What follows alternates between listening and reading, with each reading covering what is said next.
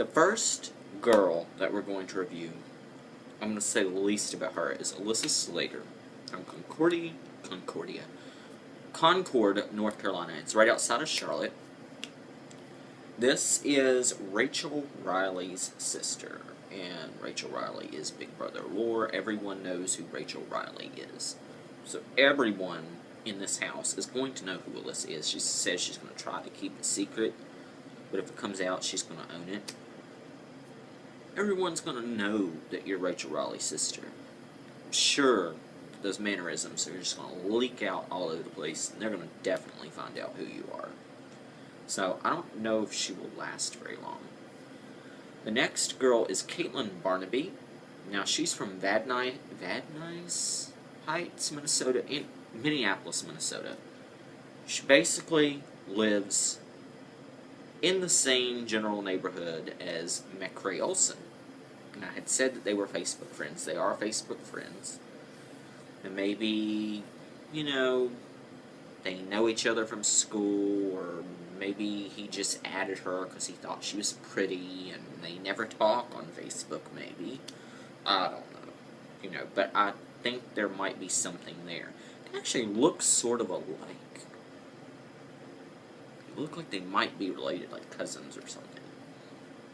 Now, Caitlyn, she said that the one thing that she wants to do when she goes in the house is be a little standoffish. That's her strategy.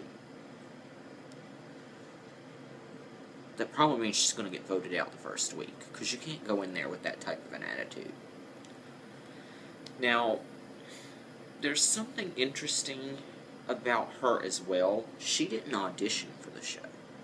Robin Cass just walked into a bar, because she's a bartender, Caitlyn is. I was just like, hey, I need you for my show. Which is kind of a slap in the face for some of us who actually do put the effort to do a video, or, you know, do reviews and do all kinds of things to kind of get on the show. Go out to the casting calls, all that.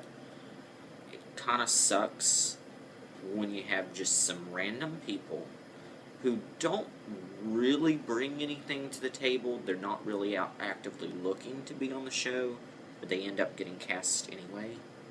Robin. No. Anyway, Caitlyn says that she's really bad with confrontation, for one thing.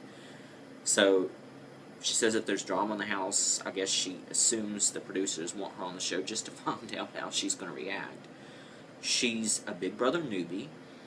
She never had seen the show. She just started watching it really after she was approached by Robin Cass, and that's how she found out about the show.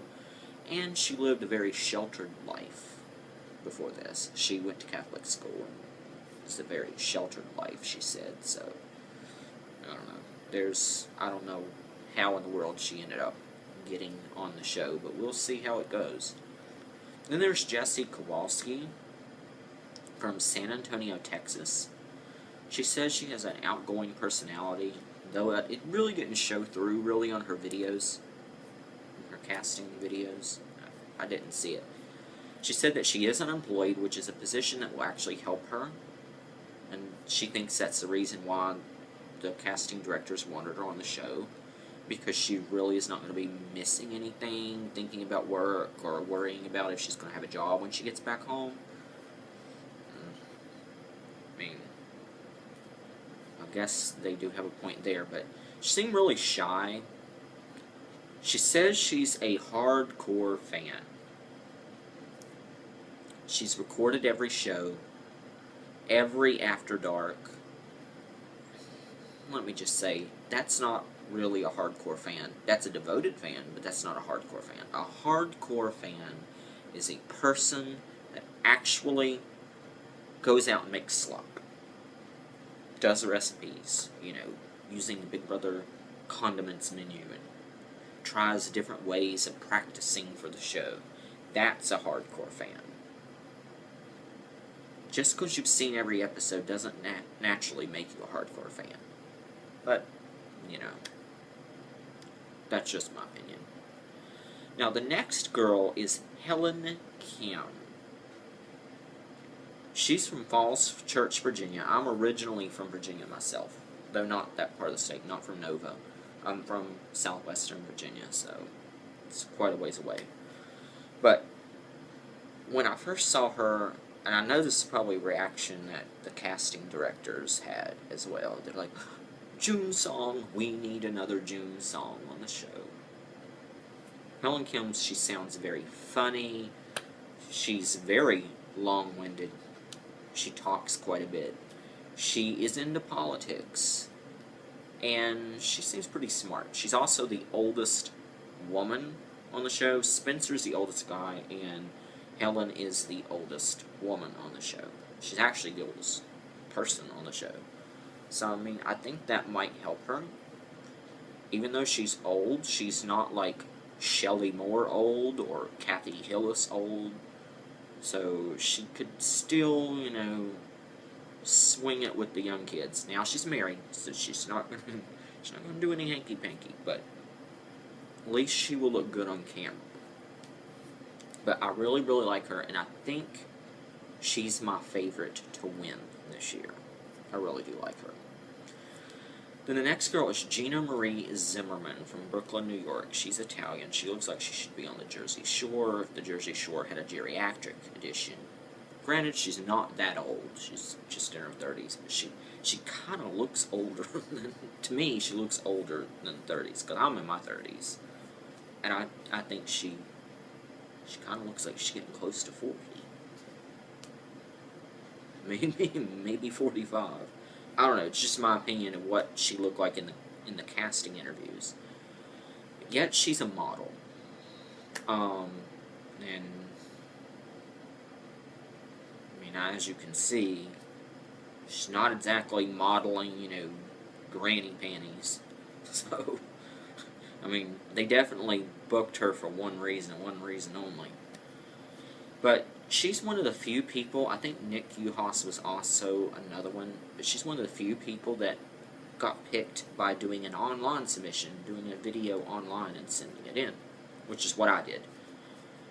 She said that in her video she did a zombie theme, which is kind of quirky and weird, and she thinks that's probably the reason why it got their attention, and they decided to pick her. Quite possible, but, you know.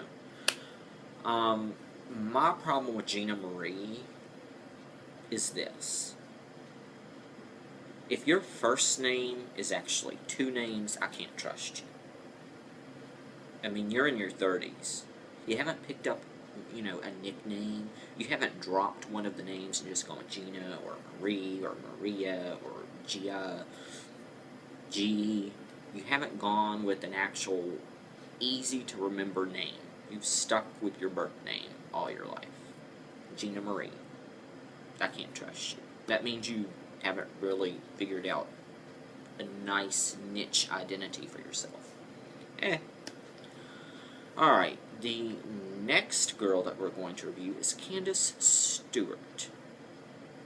Now, Candice is interesting. Now, Candice has said in her interviews that she's generally a casual viewer. She hasn't really kept up on a lot of the seasons, but when she does watch the season, she's hardcore into the season, so she watches it all. And she's mentioned, you know, I think it was like 3 seasons that she did not watch, I think, if I remember correctly. She looked absolutely terrified in the Big Brother Network interview video. Not sure why. She's been in front of the camera quite a bit. She was an NFL cheerleader. She was Miss Louisiana at one point, or she was running for Miss Louisiana. I don't know if she actually got it. She mentioned it in the pageant. She didn't say if she won or not.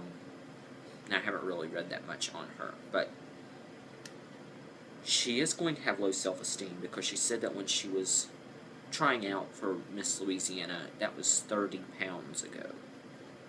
Now, I'll look at her now and I think she's a perfect size. I think she's, you know, she's not too big, she's not too skinny, she is still kind of small.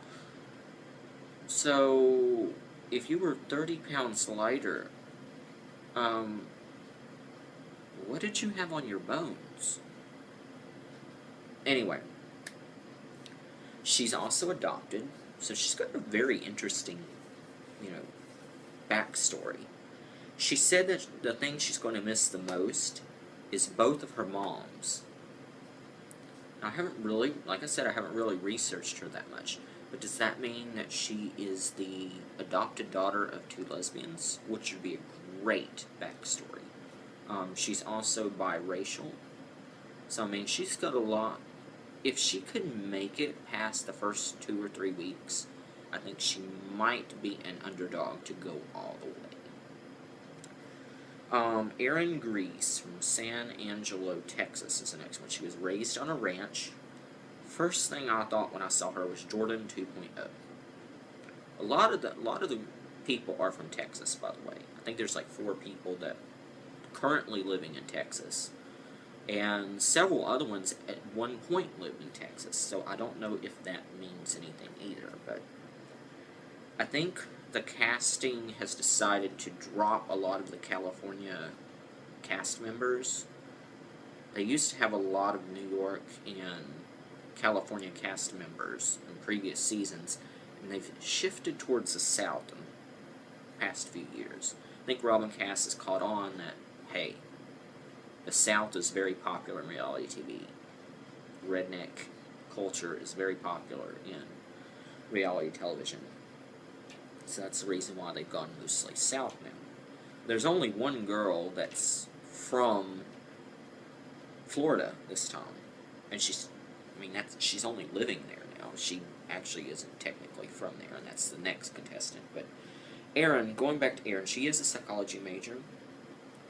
She applied as a casual fan, and she said she generally now would call herself a devout fan now that she's researched the show. She's really gotten into it. She misses her family, but will enjoy being away from her phone. Like several others, they said that they'll be very glad to get away from technology. Which would be interesting if they decide to do something strange with the house this year and have technology implemented in the house, like a television or, say, haha, you're not technically away from technology, you're going to be on Twitter every single day. But, I don't know, a lot of people said that they thought she was going to be one of their early favorites, and they really liked her. I don't know.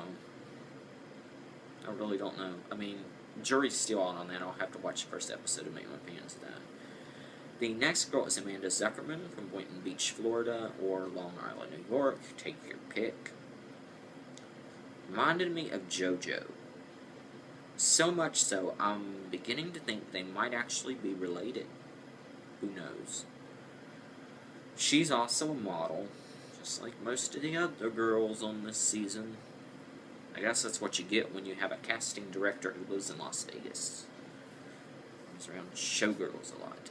Knows that pretty beach bodies make for great summer television. I mean, Big Brother has always tended to slant towards models.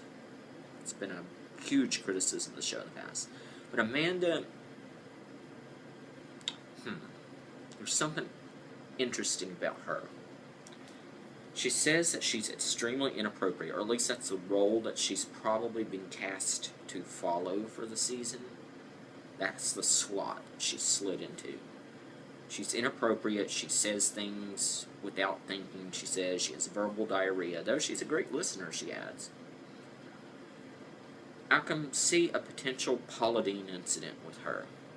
This might get interesting. Not saying she's a racist or that I expect her to say something racist, though that's always quite possible. I just see maybe an incident where she calls someone something she shouldn't be calling them, a derogatory word. Who knows which person it will be, but I can definitely see that this might go down that way, and I cannot wait.